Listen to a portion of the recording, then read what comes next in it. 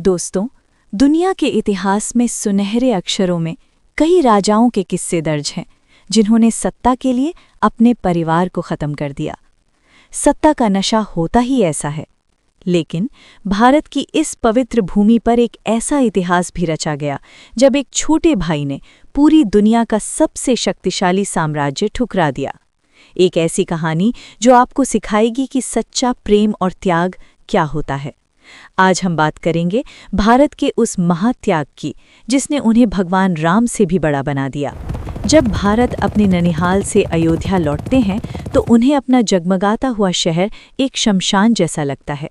पता चलता है कि उनके पिता महाराज दशरथ का निधन हो चुका है और उससे भी बड़ा सदमा उनके प्राण प्रिय बड़े भाई राम, माता सीता और लक्ष्मण के साथ 14 वर्ष के वनवास पर जा चुके हैं। और ये सब किसने किया? उनकी अपनी सगी माता कैकेयी ने। माता कैकेयी ने सोचा था कि उनका बेटा राजपाट पाकर खुशी से उन्हें गले लगा लेगा, पर उन्हें नहीं पता था कि उन्होंने जिस आग को भड़काया है वो सबसे पहले उन्हीं के सपनों को जलाकर राख कर देगी। माता, ये तुमने क्या किया? तुमने मेरे भाई को मुझसे छीन लिया। क्या तुम सच में मेरी माँ हो? तुमने अयोध्या की छाती में खंजर भोंका है और सोचती हो कि मैं इस खून से सने हुए सिंहासन पर बैठूंगा? धिक्कार है ऐसे राज्य पर और धिक्कार है मुझ पर कि मैं तुम्हारा पुत्र हूं। भरत टूट चुके थे।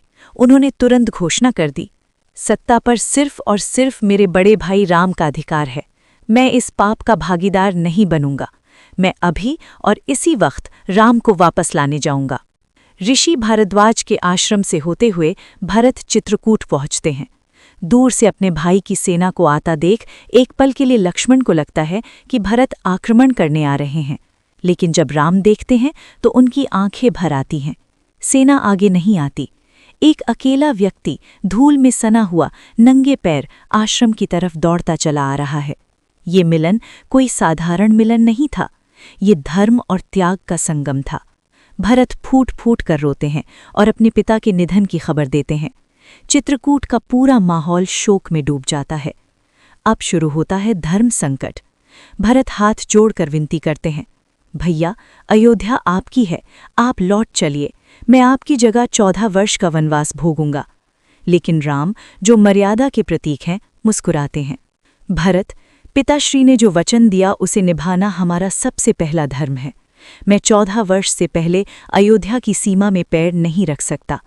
तुम्हें अयोध्या की रक्षा करनी होगी मेरे भाई। भरत समझ गए कि राम अपने वचन से पीछे नहीं हटेंगे। तब भरत ने एक ऐसी मांग रखी जिसने अयोध्या का भविष्य ही बदल दिया। उन्होंने राम की लकड़ी की खड़ाऊ मांगी। भरत ने संकल्प लिया, जब तक आप नहीं आते आपकी ये खड़ाऊ ही अयोध्या पर राज करेगी। मैं राज सिंहासन पर नहीं बैठूंगा। और हाँ, अगर 14 वर्ष पूरे होने के अगले दिन आप मुझे नहीं मिले तो मैं अग्नि समाधि ले लूंगा। भरत राजधानी अयोध्या लौटकर भी महल में नहीं गए। उन्होंने अयोध्या के बाहर नंदग्राम में एक झोपड़ी बनाई। अयोध्या के राज सिंहासन पर राम की खड़ाऊ स्थापित की गई और उसके बाद शुरू हुआ एक ऐसा त्याग जो शब्दों में बयान नहीं किया जा सकता। सोचिए, जो व्यक्ति पूरे चक्रवर्ती साम्राज्य का मालिक था वो राजा बनकर नहीं बल्कि एक सेवक और तपस्वी बनकर रहा।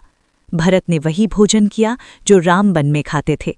उन्होंने वही वस्त्र पहने जो राम ने पहने थे। उन्होंने खुद को हर उस सुख से वंचित रखा जो राम के पास नहीं था। रात दिन राज्य का क्रियाकलाप चलाते, पर किसकी आज्ञा से? राम की खड़ाऊ की आज्ञा से।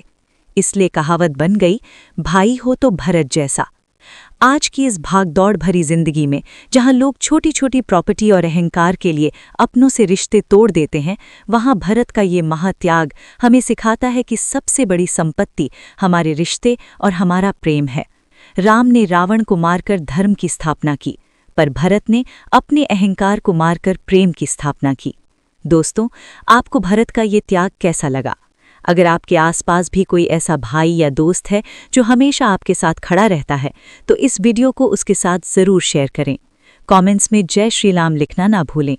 ऐसी ही और दिल छू लेने वाली इतिहास की कहानियों के लिए चैनल को सब्सक्राइब ज़रूर करें। मिलते हैं अगली कहानी में।